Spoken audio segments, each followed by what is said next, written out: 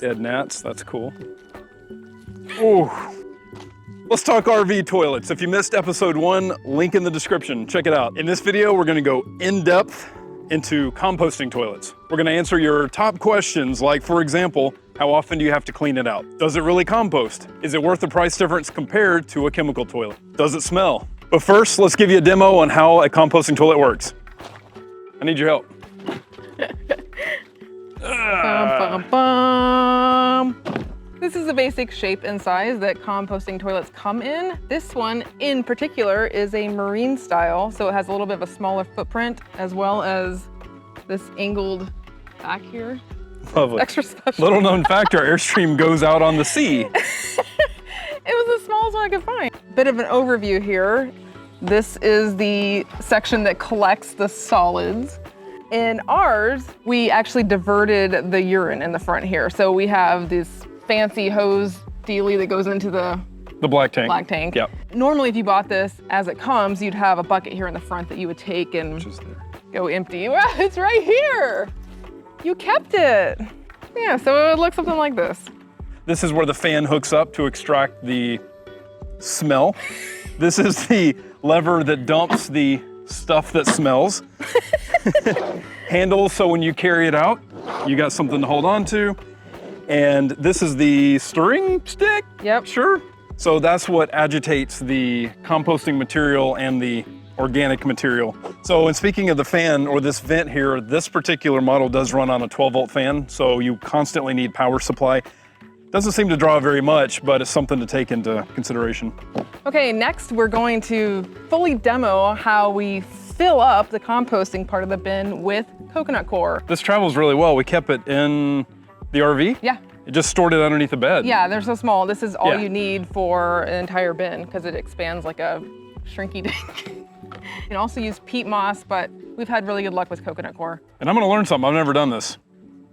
Yeah, what's with that? Don't use it. You pee-pee in here though.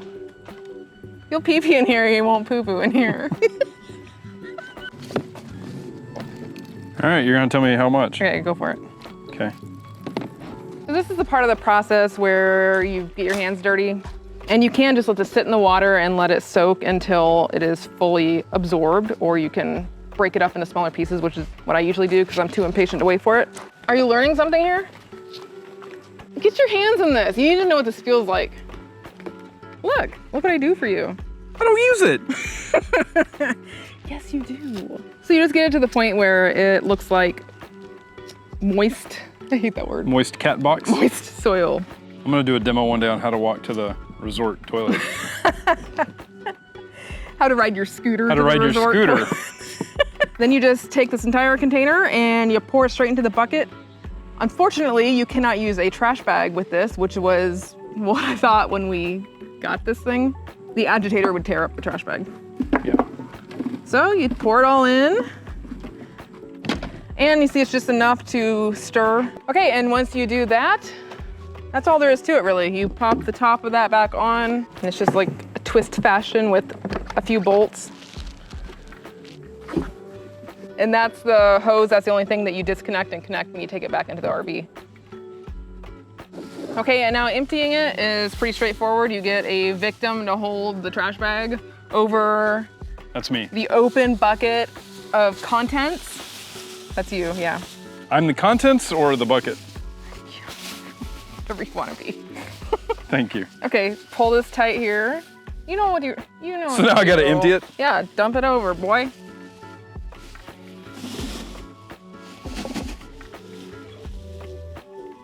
And then You want to hurry up and close it up and run. All right, now that that's over, Fun. let's run through a list of most asked questions regarding composting toilets. What's the first question?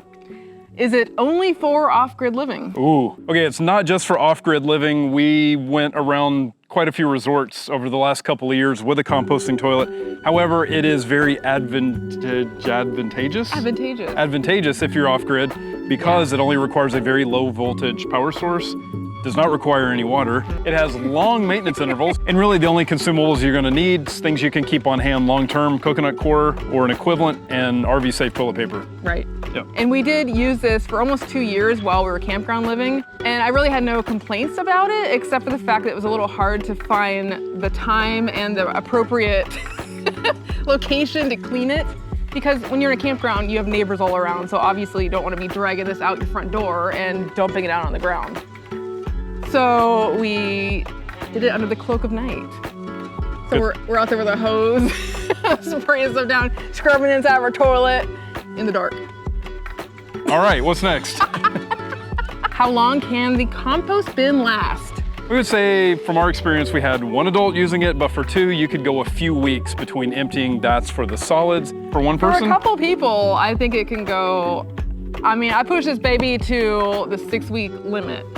And I could have kept going, but you were like, get it out of here. The liquids, how often would you say? Because we diverted the urine on our unit. I've heard couples say they have to empty the urine bucket at least every other day, sometimes even more than that. So you're dragging it up, out the RV, and to a bathroom.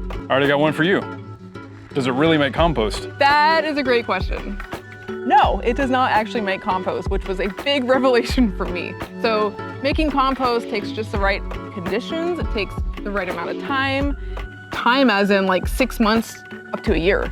So technically you could do it, but you would be storing bags of poo on board with you and dragging it around from destination to destination, so. If that's your jam, go for it. I mean, you could if you fun. wanted, and if you had just the right conditions happening, but no, it does not make compost. Does it smell? Depends. So the number 2, I get it mixed up. The number 2 part, not so much. Number 2 is poopy. Number 1 is pee-pee. Okay, this part not so much. It just smells like dirt to me, but what can happen is the urine section, you gotta keep that really clean or that might rear its ugly head. So yeah, keep that disinfected and clean. But this part, yeah, no problem. Okay, do you think it's worth the price compared to a chemical toilet?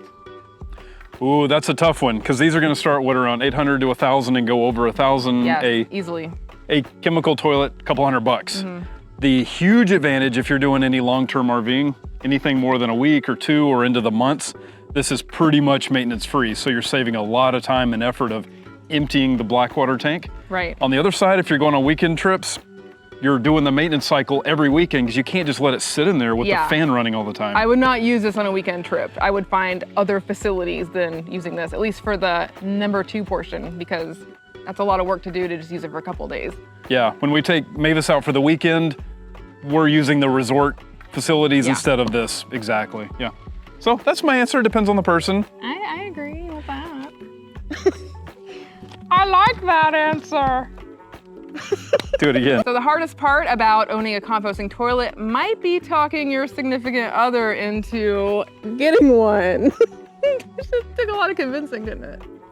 Oh, yes, it did, but we did it.